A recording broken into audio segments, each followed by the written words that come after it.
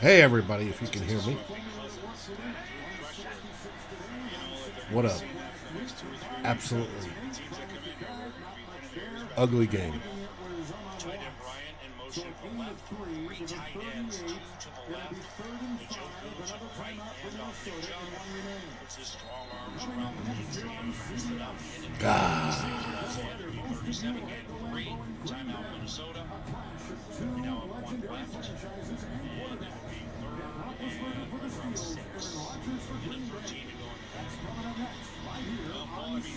Take a look at this game, and Cleveland's offense, our defense played well enough to win. There's no question about that. Our offense, 31% on third down, 227 yards total. You got to give them credit. They took Dalvin Cook out of the equation. I mean, I was a little surprised that Dalvin was playing today. He was fired up, looked ready to go. Tyler! Just really stopped the running game of the Minnesota Vikings. Can you hear me?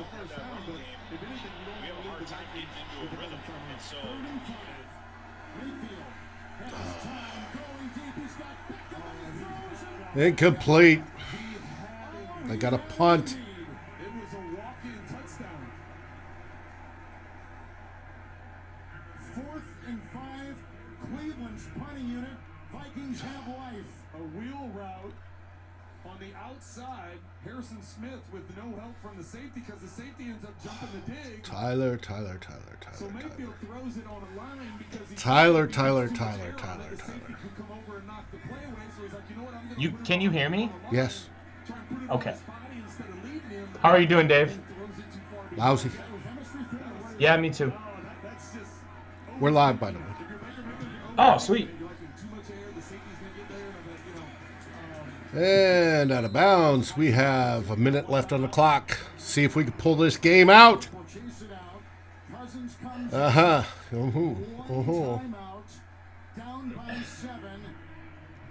Gotta admit, I'm not too optimistic after the offensive performance so far.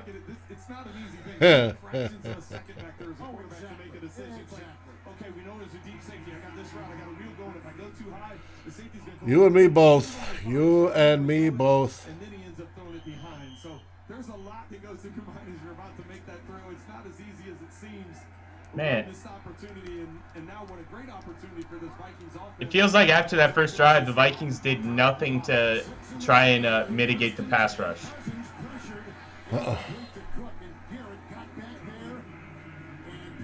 Oh, Hill got cooked. The only reason we bring this up is because the chemistry thing between Beckham and Mayfield's been talked about so much. Well, and week 7 before his ACL, he hadn't been able to get back. And last week was his first time on the field, so that does. It takes Tweets are out. Facebook's is out. We're just waiting on Jayson. Jayson.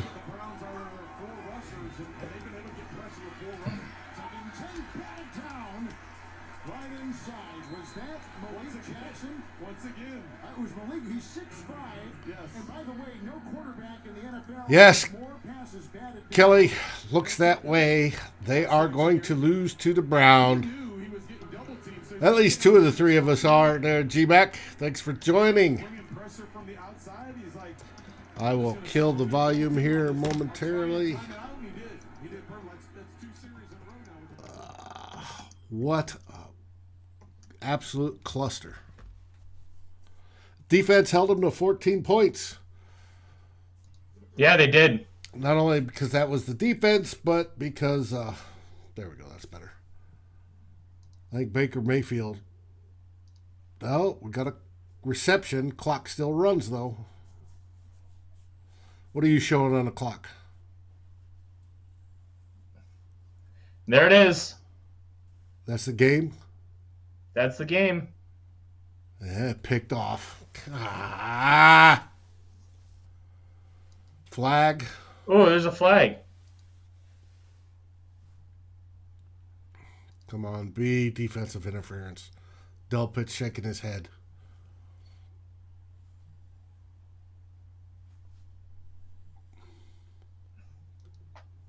G-Mac, we played an awful offense, or we played a poor offensively today.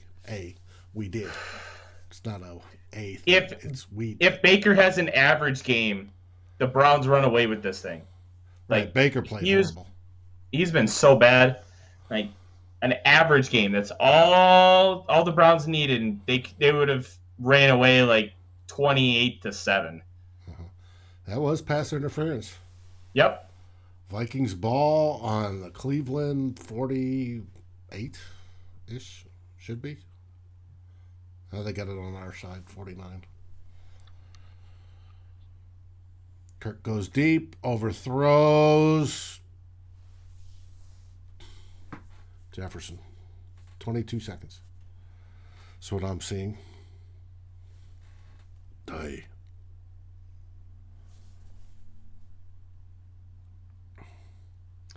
I can tell you the NFL app has just absolutely sucked today. Yeah, I was having some issues with it earlier too, Dave. It's not just you. We're way behind. Ooh.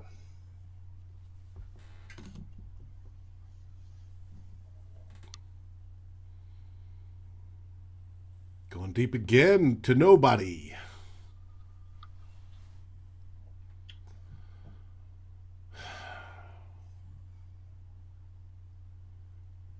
Garrett's taking a breather, so you got to make something happen here. No shit. You got 17 seconds left. You got to get it. You have one timeout. You can still throw it anywhere.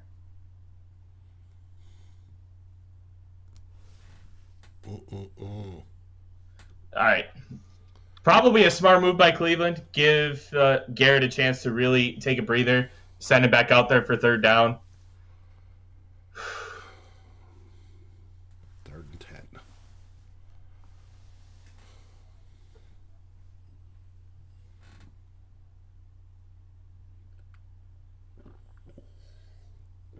Oh, now they're going over to close losses. Yeah, but today was only close point-wise.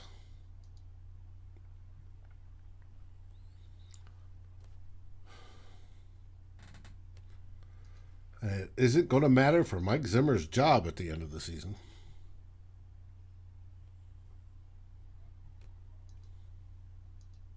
All right, Kirk, let's make something happen.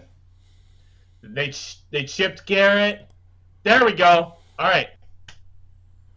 See, Dave, I think that was big because on that they had it was either Cook or Madison. They chipped Garrett, that giving Rashad Hill to be able to make initial contact. Okay. Like that was big to be able to give Kirk enough time to make that throw. But 32-yard line, you got to score a touchdown. It'll be tough. Hey, there is the man. We're live, brother. We're live. I'm aware. All right. You're sweating me. The game ain't even over yet. Yeah, we start up prior to the final whistle. Gotta see this reaction. Ooh. They had good pass blocking on that last play. We'll see if it maintains here. Where's the final score? Roll in right here. They're not playing very prevent defense. 12 seconds. They might have time for 2. Hey there, Quang. Quang, welcome back. That wasn't going anywhere.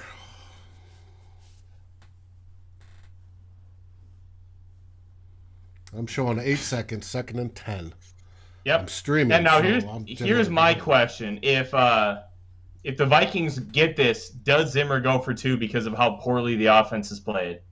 No, he'll freaking go for the extra point. I would hope he does. It'd be nice, but no, it won't happen. All right. He doesn't take those risks on offense. Yeah. Oh, man. All right. Throwing short. Get out of bounds. 3 seconds. Nasir will give you a play-by-play for this last play. Yeah, do it, 3 seconds left from the 25-yard line. It's Gotta go for the end zone. I'm really intrigued to see how the Browns line up. They're going to have, looks like Odell Beckham Jr. straight back on the goal line. They've got 4 guys. And it doesn't matter. Is it Timeout. over? We'll see what happens in a minute. Timeout. Ah!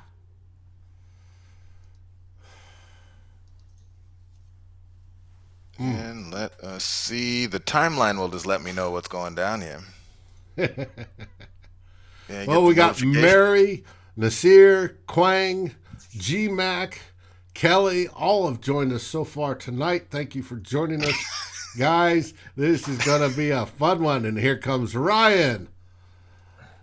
I feel like the Vikings got confused and thought they were playing for a field goal again. Weren't sure what to do. Game's over, by the way. I think you guys might be a little bit behind. We are. Game's over. The Vikings, you saw the play. They ran the out to the 25. Cleveland calls a timeout. Kirk Cousins tried to throw to the end zone. It's broken up. Game is over. Cleveland wins 14-7. Let's get into it. Let's talk about it. After the roll-in. Let's go with the roll-in. Here we go. Roll it. Yep. Do it. Let's get it.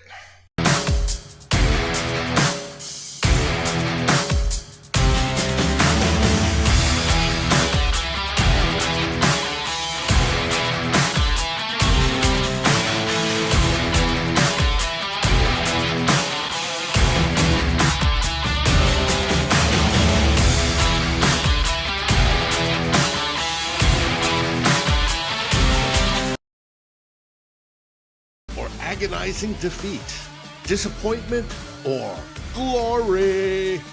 Climbing the pocket is here. We're here. All right, we're here. We are live, and we're not celebrating this week. And I guess we got a lot of stuff to talk about here, but Kirktober, it was Kirktember. Kirk was balling through the first 3 weeks of the season. And I'm not going to start off. I'm not going to come in here and say this loss is on Kirk Cousins. The team, honestly, it seemed like they just played a team that was just better than them in most phases of the game. So, Tyler, let me get your instant reaction to how things went down here. Vikings started the game hot. It looked like the Vikings might be able to run the Browns out of the gym with the way they started, and then things just went left. What happened, Tyler? Talk to me. What's going on with this game? Why did things go so sideways? How did we lose after such a hot start? See, I mentioned it earlier this week, and I think it's the real epitome of kind of the context of the overall game. The Browns are just a better version of the Vikings on an overall scale, and I think we saw that. Baker Mayfield's poor performance was the only reason the Vikings were still in this game, because in reality, they should have been up probably 28-7 with how many misses and miscalculations that Baker had. That wheel route, the out and out from Odell Beckham Jr. should have sealed the game easily. Kirk probably makes that throw. Like, if you were to flip-flop the quarterbacks, the Browns probably cruise. It's just a tough loss. It felt like Clint Kubiak had a great opening game script, and then after that, it just kind of fell by the wayside. Didn't feel like they were confident in their offensive line one bit. It also didn't feel like they were confident in Kirk Cousins. The play-action game was almost non-existent. They didn't really try to get Myles Garrett and Jadeveon Clowney rushing upfield and take advantage of that. Like, there were just so many things that they could have done that they didn't. And I think when you kind of combine everything and the lack of time of possession for the offense, where the defense was just tired for a couple of those scoring drives, it added up, and we have a loss. Yeah, so talk to me about that, because that's something that we talked about quite a bit in the group chat. You saw it all over the timeline from Vikings fans, but it did feel in many ways like Baker Mayfield was our best player on defense today. Mm-hmm. Like, Baker was awful in this game, and it felt like at many points throughout the afternoon that if Baker was just playing okay, the Browns run us out of the gym. And so as you're evaluating this performance, it's going to look like in the score sheet, not an awful performance from the Vikings defense. Are we really taking it as that? Or are we still maybe feeling like we still have a lot of work to do with things, even though this ended up being a relatively low-scoring game. I think we still have a lot of work to do. A good performance from a capable quarterback that runs us out of the gym. And that Baker just misfired on too many passes. That he has never had chemistry with Odell Beckham Jr. the 3 years they played together. And it was evident even more in this game than it has been in the past. Like, if Baker hits a couple throws, the whole complexity of the game changes. Baker, I think it was a third down in the third quarter, he had Demetric Felton wide open in the flat for an easy first down, but he waited, and he decided he wanted to run, and then Danielle Hunter was in his face. Like, you have to make that throw. And we saw time and time again Baker Mayfield either making the wrong read or making the right read and just playing it poorly. And that was the reason the Vikings were still in the game. Mary, the defense did do a good job overall, but they could have been exploited. And because the quarterback on the other side was not playing well, they weren't exploited. So it kind of feels like I don't know the right word, but the Vikings defense was not nearly as good as they appeared because the Browns couldn't take advantage. David, as you're looking at this, the Vikings start off blazing hot. Did you notice anything as far as adjustments or anything the Browns were doing differently after that kind of initial series where it looked like Kirk could do whatever he wanted? Jefferson was feasting.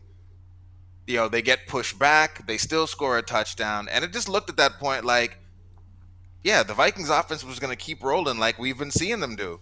And then things just went a different direction. Did you notice anything differently? What was it that the Browns were doing? Because in many ways, it felt like they were selling out to stop the run, which maybe you would think would open up our pass game, but that didn't really happen. So what were you seeing? No, on that second drive, they opened up. They started blitzing a lot more to put Kirk under pressure, and that threw all the timing off. Nothing tracked. From there on in, it's like the old VCR with the boop, boop, boop, boop, right? It just didn't, from that point on, it didn't sync. And it was to get him under a lot of pressure. The offensive line today regressed. O'Neal gave up his first sack. You had another illegal motion by, Udo? Udo or Cleveland, I think it was Udo. And it's just, they did not look good. And then on that last drive thing. I think that's a great question, though. So Mary is asking, did Cousins play poorly, or did the Browns defense just play that much better after kind of figuring out maybe what the Vikings' plan for attacking them was going to be? Tyler, I guess, what are your thoughts on this? Because I know oftentimes we end up like, Kirk's the quarterback. He spent a lot of time, probably too much time, talking about the QB and wins and losses. But, he cooled off in this game. And there were some plays that he could have made, but there were also some plays that he made that, receivers either didn't come down with it. He might have been let down by players by like Thielen and others. So I guess when you're kind of thinking about this, and I know you haven't gone back to watch it, how are you feeling about this performance from Kirk Cousins? Do you feel like he did his job and was let down by the people around him? Or do you think that he didn't do enough? Well, let's borrow a little bit from our friends at Purple Daily. Let's do a real quick pie chart of blame. Like, I think everything that you talked about, Jayson, kind of everybody who's to blame, it all intermingles together and it blends well. So I put about 20% in this game on Kirk Cousins. I think he could have done more. I think, he missed KJ Osborne wide open with little to no pressure. Obviously, we don't know the play call. We don't know the checks, but he should know that that's coming, and that's inexcusable. I put about 20% on the offensive line. Like, they were outmatched by two incredible edge rushers. Clowney doesn't put up the sack numbers, but he wreaks havoc. And wreaking havoc is sometimes just as important when you're getting pressures, when you're forcing things inside or outside, depending on what the defense wants you to do. It's just as important as getting sacks. And then 60% I'm putting it on Clint Kubiak. I really thought he called a poor game outside of that first drive. I thought he didn't show any kind of confidence in Cousins. They weren't compensating for the fact that Garrett and Clowney were rushing upfield all day. They weren't trying to run any kind of boot action. They weren't trying to run like some draw plays to stop that. It just felt like it was a poorly coached game on the Minnesota Vikings side. And because of that, like Kirk Cousins had a poor game, but he also didn't have any confidence in the play calling to allow him to utilize some of the things he's been really good at so far this year. Kirk Cousins is a top 5 to top 10 deep ball thrower in the National Football League. And there were, 2 deep shots, and one of them was just a great play by Greedy Williams for that interception late. Like, you got to take more shots than that. You have to have faith in your quarterback, who realistically could have this team at 3-0 if a couple plays went differently. Like it was just poor structurally from the top down, and it was just a rough game. So how many games is that then? Dave, I got to ask you, because I know that you often end up being characterized fairly or unfairly as the defender of Mike Zimmer. When everyone wants to get him up out of here, you've often been the one that's come to his defense. And so I'm curious from your perspective, how many games this season is the first thing we're talking about after the game, how unprepared, outcoached, poor game plan, etc. All those things that go into preparation that, you think would be the mark of a well-coached team. How many games out of the 4 that we've played so far would you put primarily on coaching versus maybe the players or the execution?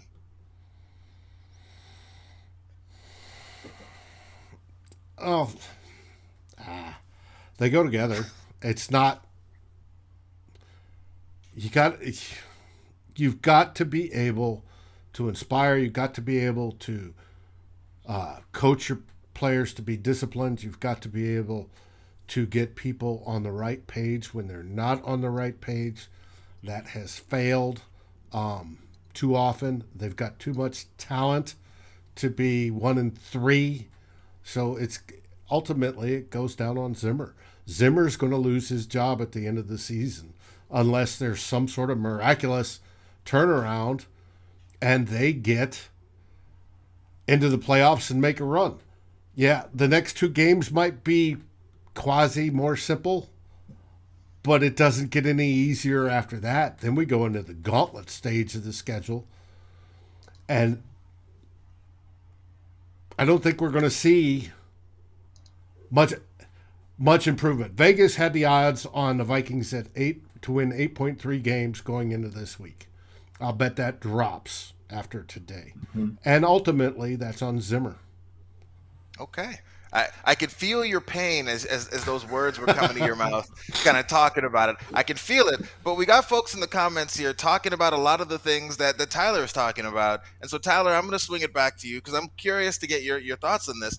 There's a lot of things that the Vikings could do to make life easy for Kirk Cousins. In many ways, they've gone to a quick passing game that has helped and enabled Kirk to start the season very hot.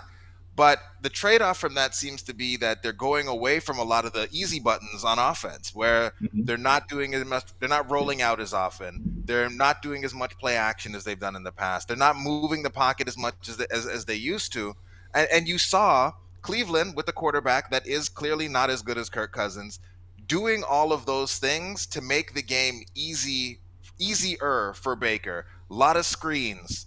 A lot of moving the pocket, a lot of play action, a lot of misdirection, some RPO. They were doing all the things to make the game as easy as possible for Baker. Where do you think it is for the Vikings to find that balance where, yes, maybe the offensive line, maybe we were fooled, maybe we were tricked to think the offensive line is actually better than it was. So we've been throwing quick to kind of lessen the pressure on the offensive line. Is it that the O-line just isn't even good enough to run some of those concepts that we've been familiar with? Was it that the Vikings were just scared that they would get blown up if they tried to do some of those boots or those nakeds or some of those other things? David, you're shaking your head, so maybe you jump in. What are you thinking? What are you thinking? It's not – the quality of the offensive line is better this year than it was last year. It's not the offensive line that's withholding those types of play calling. That's Clint. I don't know if Zim's in his ear, which I sort of doubt. I don't think Zim gets in his ear that much. I think that's Clint making boneheaded rookie mistakes on his part and not maximizing it. Maybe they're not seeing some sort of tell that tells them, hey, we need to go with this. but they're not making the right choice of, well, shit, this isn't working. Let's try something different, right? Which most people will do. If something's not working, they go in a different route. We don't see that here. And I don't put it on the offensive line because the offensive line, for the most part, up until moments of today, has performed well. So I'm going to challenge you a bit there, Dave. What's the difference? So like the Vikings get behind. What's the different thing with the way this Vikings team is constructed? What's the different thing that we want to see from them? Because we know they can't just drop back and pass protect. Like, we know they won't hold up in those situations. We watched it again today where once the Browns knew the Vikings had to pass, the pocket was collapsing around Kirk Cousins. Yeah, because they were rushing, keeping at least one man per one blocker. There was no no walling, there was no doubles, there was no chips, there was none of that. So if your offensive line is outmatched almost man for man across the board, what are the things, and I'm asking honestly, like, what are the things we want to see from the Vikings schematically to maybe help their offensive line when, you're just facing better players on the other side? Dave, go ahead.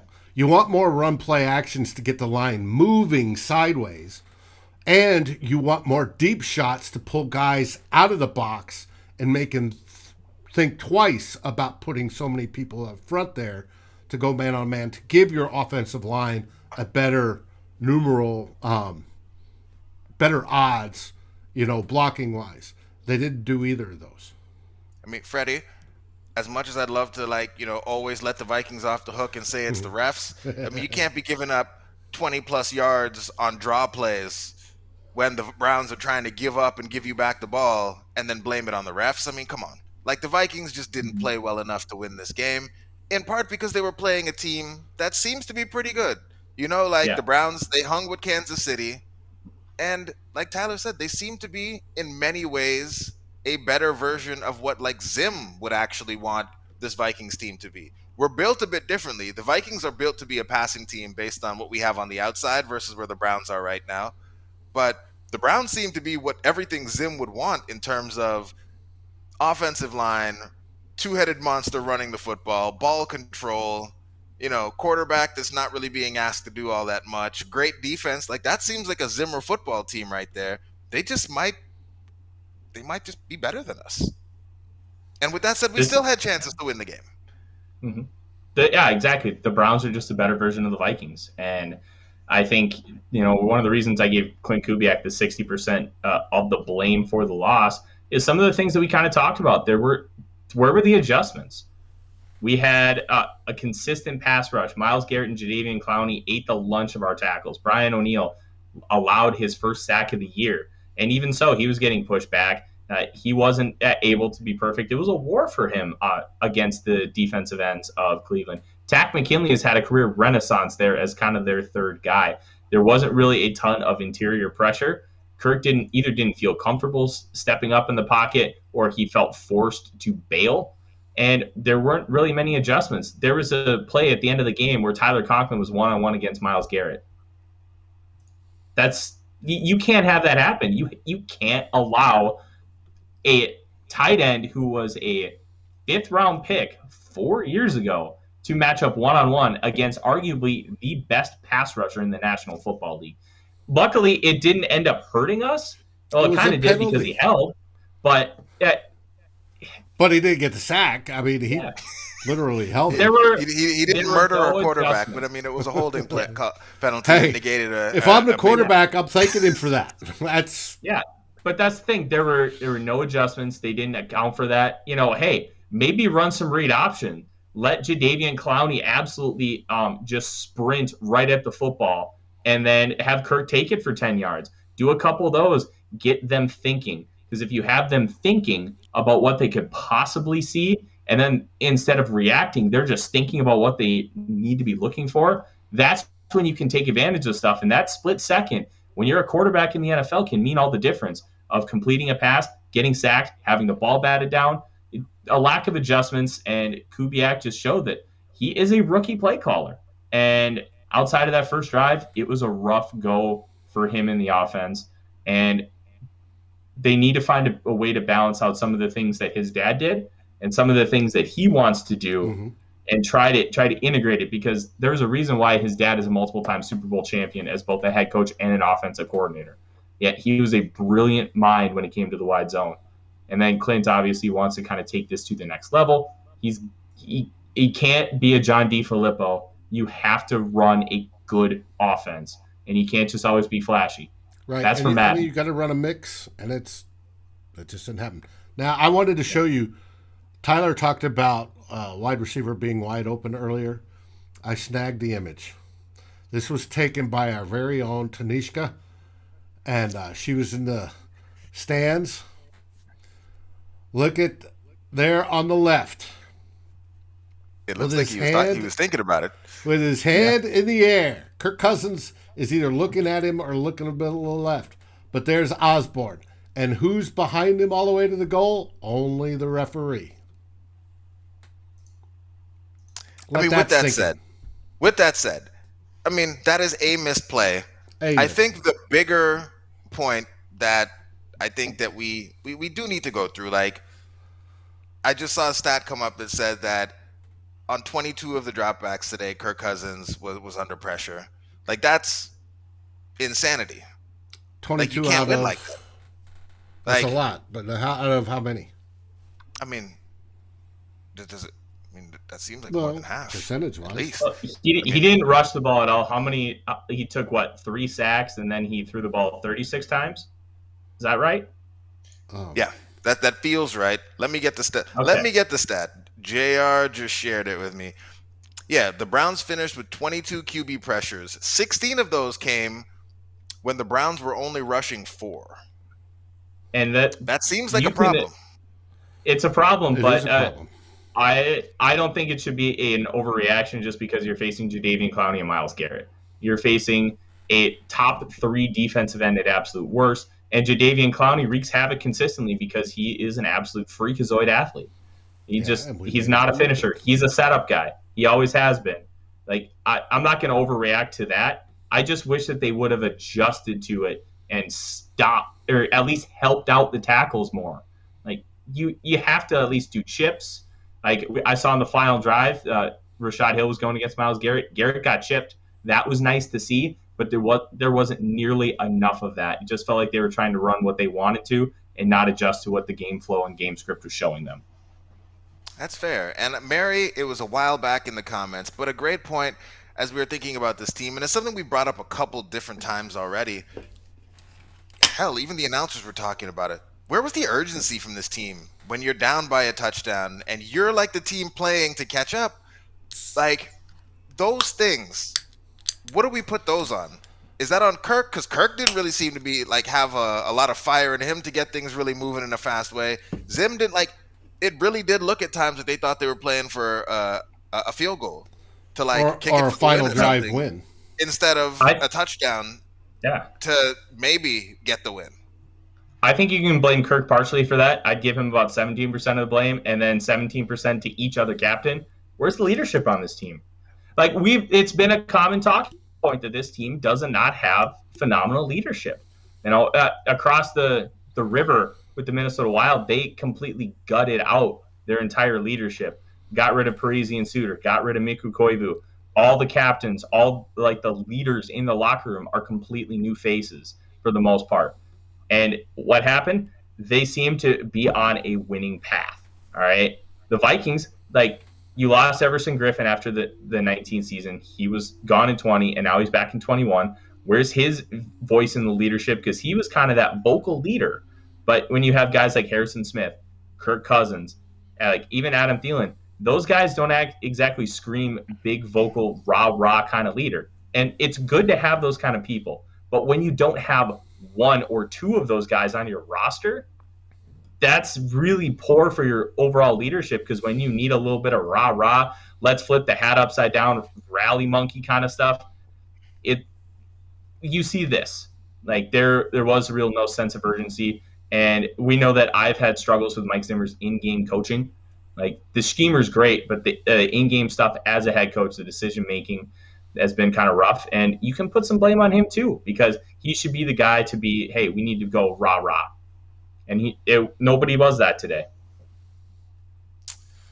right. I agree. I feel Michael, like we've touched on all the things. you think it's Go ahead, David. because head coach is a defensive coach? You can't say that when the most winning head coach in all of the NFL is a defensive guy. No, it's not because he's a defensive coach. It's because he's a great defensive coach.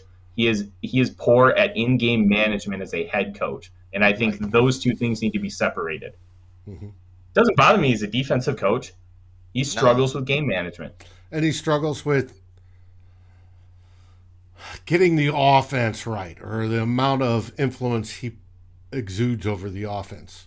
It's either too much and it's wrong, or it's not enough when it should be there, and he should step in and change directions a bit. It's everybody has their flaws. Zimmer, obviously, his starts with an O. So, well, I mean, on the positive, and I know no one really feels like being positive right now. I mean, we did, we lost to Cleveland. I think many of us looked at this game and thought it was a loss, but we have the Lions coming up. I mean, if we're looking ahead, maybe get right. I don't know. We got a week of shows coming up, though. Yes, we do. So we got a week of shows. Tyler will be back tomorrow. He will have a chance to have watched the film, digested these emotions, and come back with some more level-headed takes on, what actually happened out there, and not just what we feel happened about it. But yeah. Hey, I was very level-headed today. I was not emotional. Hurt. I was not screaming at anybody. That's going to be for tomorrow, baby. Some people should have been screamed at. But yeah, Tyler will be back tomorrow. We'll be back on Tuesday with In the Huddle, Vikings Happy Hour, Vikings Hot Takes, two old bloggers. Come back, join us every day, dropping shows, dropping pods. And Rob, don't tell me that. I know we can't overlook the Lions. We're not a good team. We're not good enough to overlook anyone. But if we lose to the Lions, and if we lose poorly to the Lions, that might be it. They might just pack Zim stuff right then and there and get him up out of here. But that's it. That's all. That's the show. Everybody in the comments, as always, thanks for coming through. Thanks for hanging with us. And if you're listening to this later on, thanks for listening. Join us live. It's a good time. It's a great community. Dave, play the music. Like you said, all the shows. You still have time because we come on first. You still have time to join your favorite post-game shows. I'm heading over to watch One Bar in Lupicus. Then after that, probably catch the rest of the bitch fest over on Score North. But anyways, as always, Skol! See you tomorrow night. Skol!